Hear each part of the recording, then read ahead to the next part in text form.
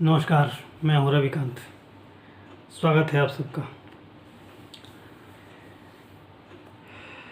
इस समय बाबर पे मैं चर्चा कर रहा हूँ पिछले 2-3 एपिसोड से।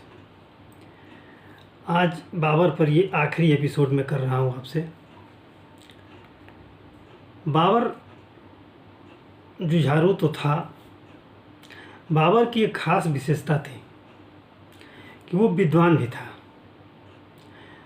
तुर्की पर उसकी अच्छी पकड़ थी। तुर्की भाषा का वो अच्छा ज्ञाता था। हालांकि उसे फ़ारसी और अरबी भी आती थी, लेकिन तुर्की पर उसकी पकड़ बहुत अच्छी थी। उसने अपनी ये जीवन के बारे में एक आत्मकथा लिखी, तुजुक बाबरी, जिसे आमतौर पर बाबरनामा कहा जाता है। और बाद में उस पर कई लोगों ने उसका अनुवाद भी किया। अब्दुल रहीम खान खाना ने उसको फ़ारसी में अनुवाद किया, लेकिन सबसे बेहतरीन अनुवाद बेवरिज का है, जिसने मूल तुर्की भाषा से अनुवाद किया था। उसमें काफ़ी कुछ उसने लिखा। बाबर लिखता है कि उसका जीवन कितना संघर्षपूर्ण रहा, इसको आप समझिए एक लाइन में केवल। वो लिखता है अपनी आत्मकथा में कि मैं रमज़ान का महीना एक जगह पर कभी भी 2 बार नहीं मना सका। मैंने वो रमज़ान जैसा त्यौहार एक स्थान पर 2 बार नहीं मना सका। हर बार कहीं न कहीं वो स्थिति बदल जाती थी, स्थान बदल जाता था, परिस्थितियाँ बदल जाती थी। आप समझिए वो कितना झंझावातों से घिरा हुआ था। उसके अंदर कभी स्थिरता नहीं आई। यायावर की भांति घूमता रहा इधर से उधर, कहीं झड़पों के माध्यम से, कहीं लोगों के वैमनस्यता के माध्यम से वो परेशान रहा, आजीवन परेशान रहा। तभी वो लिखता है कि वो रमज़ान का त्यौहार 2 बार एक ही जगह पे कभी नहीं मना पाया। ये उसकी व्यथा है। तो आप ये नहीं कह सकते कि वो बहुत महान शासक था। जिसके जीवन में सुकून न हो, स्थिरता न हो, उसे आप क्या कहेंगे। ऐसे ही व्यक्तिगत रूप से वो काफ़ी नशा करता था, शराब और अफीम का। यही वजह थी कि इब्राहिम लोदी की माँ ने उसको जहर दिया और उसे वो बर्दाश्त कर गया। फिर बाद में उसकी मौत हो गई, लेकिन तात्कालिक रूप से उसने उस जहर को बर्दाश्त कर लिया था। उसने जो भी विवरण लिखा है तुजुक बाबरी में, उसका विवरण जो था 1508 से लेकर के 1519 तक और 1520 से लेकर 1525 तक, 1529 से लेकर 1530 तक, ये विवरण कहीं नहीं मिलता। उसके जो तुजुक बाबरी, उसका जो बाबरनामा है, आत्मकथा है, इस काल का विवरण उसका नहीं मिलता है उस पुस्तक में। कब से कब? 1508 से 1519, 1520 से 1525, यानी 19-20 में कुछ उल्लेख मिलता है, केवल इसी 19-20 में ही। और 1529 से 1530 तक कोई विवरण नहीं मिलता है। इसका मतलब क्या हुआ कि वो इतना परेशान रहा कि उसके पास इन समय का, और ये समय कौन सा है इसको आप ध्यान दीजिए। ये वही समय है जब वो काबुल के पास आया, भारत में आक्रमण करने की नीयत से, या भारत में पैठ बनाने की नीयत से ही वो आया। और पंजाब और उसके उत्तर पश्चिमी इलाके में इधर उधर छोटी छोटी झड़पों में वो घूमता रहा, झंझावातों से उसका पाला पड़ता रहा।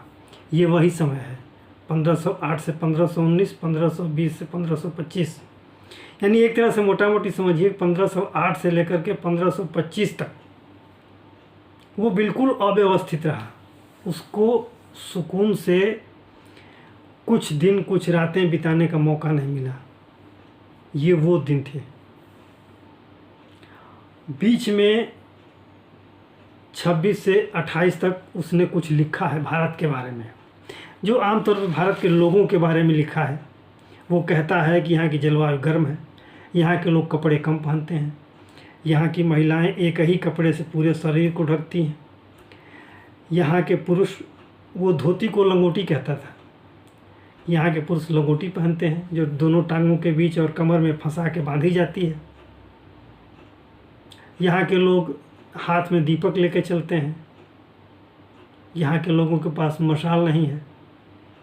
वो मशाल को आधुनिक तरीका समझता था और दीपक को काफ़ी बैकवर्ड चीज़ समझता था।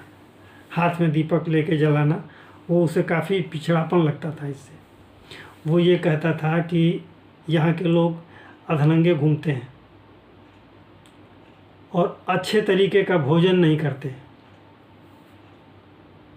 तो ये सब वो चूँकि आकलन था उसका, वो इस यहाँ के कल्चर को जान नहीं पाया, उसको यहाँ आने का मौका ही नहीं मिला। उसका सारा जीवन 1508 से लेकर के 1529 या 30 तक का समय वो लड़ता झगड़ता रहा, भागता रहा, लोग उसका पीछा करते रहे, वो भागता रहा केवल। तो 1483 में 14 फरवरी 1483 में उसका जन्म हुआ। जन्म से लेकर के और मृत्यु तक 1530 में उसकी मृत्यु हो गई। इस बीच सुकून के उसके ऐसे दिन नहीं रहे। ये सोचिए, उसका मूल्यांकन हो रहा है अब। 1483 से 1530 के बीच में उसके पास सुकून के पल नहीं थे कि एक ही जगह पर 2 बार वो रमज़ान का त्यौहार मना सके। ये था बाबर। अब बाबर की का गुण गाने वाले कुछ भी कहें, कुछ भी करें, उसके बारे में कुछ भी लिख दें, वो बात अलग है।